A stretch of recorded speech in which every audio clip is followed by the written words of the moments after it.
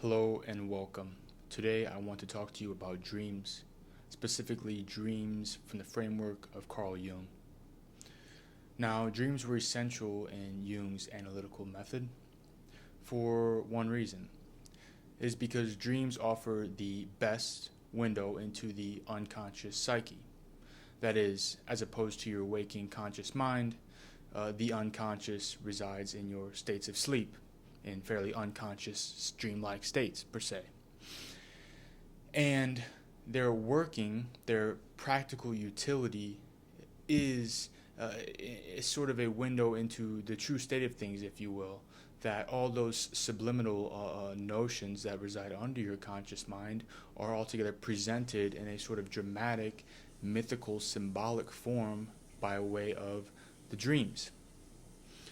Now, as a rule, the unconscious, and thus represented in dreams, resides in a compensatory relationship to the conscious mind, to the conscious attitude. So it altogether checks it, if you will. And this is a general framework for understanding dreams and how they work, the unconscious and how it works. But this is not to say and take away and explain the unconscious by way of some sort of a predictable method, because the unconscious can manifest independent of causation. It can come on you, and dreams can come about with no real connection to your personal experience.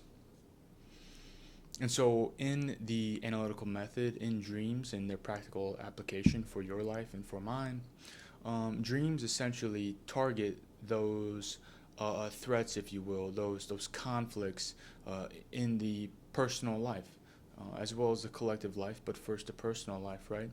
And so, if you're having an issue socially, some sort of a dilemma, anything of the sort, you can always look to dreams to point out and to provide some answers, some information regarding the state of these conflicts. And undoubtedly, in psychotherapy, this is exactly what we're doing. Is we're looking at we're wading into the individual, and we're finding those hot spots. We're going deeper and lower, and we're seeing what is emotionally potent. And so dreams essentially point to these conflicts in fairly symbolic language. And so practically, day to day, the dream comes about, maybe from the experience of the previous day, or some sort of personal experience, and it provides a sort of counter, if you will. It provides the situation as it is and not how the conscious mind thinks it to be. It altogether sort of balances out the attitude, so that in the waking moments of the next day, maybe you're afraid of this job interview you have, and a dream comes upon you, and you awake with a general feeling of ease, of excitement, even maybe, that altogether helps you move into the next day.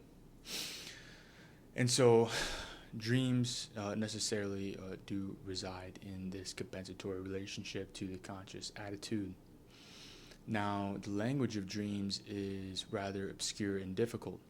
It does not speak in rational terms, but rather in the terms of the unconscious, that is, in symbol, in myth, in story. And to understand these different meanings, one has to extend back into the archaic depths of man, of all those obscure religions that are altogether odd, hard to understand. The symbolic language, the mythology, right? Going to fairy tales, these things. Here, in the unconscious, figures such as snakes and bowls, odd circles and rotations, different numbers which signify different things, colors which altogether have meanings. This is the language that the unconscious speaks, and it takes a trained clinician, somebody who is actually just adept and well versed in these old mythologies, in religions, to actually begin to piece apart the meanings of these dreams as it relates to the conscious attitude. Indeed, one cannot interpret dreams without understanding the conscious attitude, the conscious situation in which this dream is looking to compensate, to give light to. And so there's an immense amount of meaning packed in these dreams. And generally, regardless of some sort of theoretical framework, which there is one, the final say in whether a dream is actually interpreted correctly is if it connects with the individual. That is, if I go to you and I say, I think your dream means X, Y, and Z, and you are all together, it kind of produces this bodily feeling, and that's it. Then the dream interpretation is adequate. It is good enough. It is good. It works.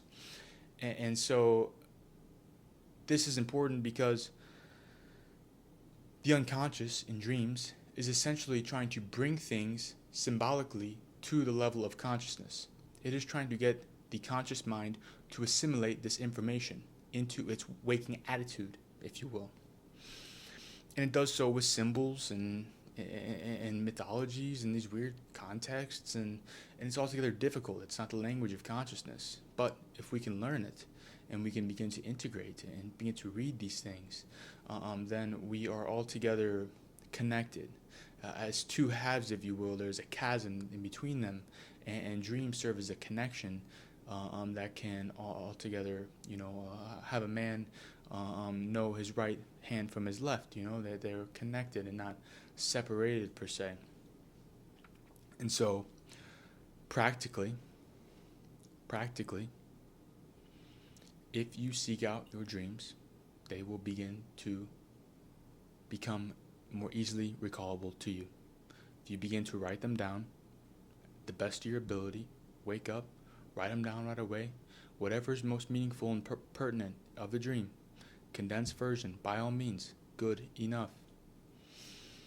And then, as you begin to track, you will see, hopefully, patterns that are all together over the course of time, as opposed to the individual daily sort of modifications of attitude and these things, that there are patterns in certain stories that play themselves out as it relates to certain conflicts in the individual's life, and also in archetypal conflicts of the individual's life. For instance, I'm a young man. For me now, finding a woman is necessarily a big conflict, if you will, a big part of this next phase of my life. In my dreams, this conflict plays itself out in the form of a sport. I'm usually playing baseball or basketball, and I'm altogether doing well or not doing so well, and this is in direct relation to my conscious waking personal experience. And so as this is drawn out over time, over the course of time, we can see this game, if you will, the same narrative, which is hitting on the same conflict, evolve. And it is in direct relation to my waking life, my waking experience. And so this is just an example to show that, yes, individual dreams have meaning and more acutely to affect the attitude, but that series of dreams, which usually follow a similar track and line, that don't necessarily have to be per se the same sport or same event, but they can be connected in all sorts of ways, that they all together work towards this conclusion, this end point. They're trying to bring a man to wholeness. Just like he is an acorn goes into the ground and grows to be an oak, so too do these dreams point step by step, a man through his life, and generally in our age and our day, this is in the form of a descent, if you will. It's altogether trying to present to the man his emotions, his unconscious mind, his dreams. It wants to be recognized. How many high-performing men are altogether one-sided. They are conscious. And even if they do have a religious practice, it is altogether a conscious religious practice. And there is no connection to the depths, to the earth, to the mother, to that which makes life meaningful. And that is the unconscious, the world of emotions and attitudes that alone can provide the necessary answer for where to go, what to do. Those most difficult orienting questions, of course, is not the domain of consciousness. It is not the domain of what is and the terrain, but rather what to do as it is related and portrayed in mythology and story and notions and emotions and change of attitude. Yes, this is exactly where this resides. And so, practically, as a result of integrating these dreams, the unconscious, creating a big bridge between the conscious and unconscious mind, the man has altogether become whole. The man has altogether gained this great orienting function, which is able to direct his paths through life like a ship's rudder, per se. He knows now, right from left, where to go, and he's more so sure of it as time goes on and as he integrates further. And so, I hope that this was a good introduction to dreams and generally just how they work, how you would integrate them in a normal individual's life. And the source of the dreams is the source of sacred experience from the dawn of man. All of the dreams, visionary experiences, that still small voice, yes, it came from the unconscious, came from those lower terrains. All those grand myths and the literature, it all comes from the same source, if you will. And so by connecting oneself to the unconscious, you are connecting yourself to the God of old. You are connecting yourself to a certain frequency, a certain matrix that's underneath and within, that is altogether not made up of a single figure of God, but a multiplicity of archetypes, of which previously were noted as the polytheistic gods. They're altogether queer figures, double-sided, at once positive, at once negative, at once fearful, and at once fascinating. And so here we have a landscape which is altogether rejected by most common religious followers of today, but is altogether the source of that very same religion. It is the unconscious psyche, the collective unconscious, which is experienced in relation to collective problems, grand collective problems. It is experienced after one has sorted through the personal unconscious, the shadow. And this is the source, the creative source of life, the source of which God may speak to man. Yes, he can. This is accessible to each man, all the same.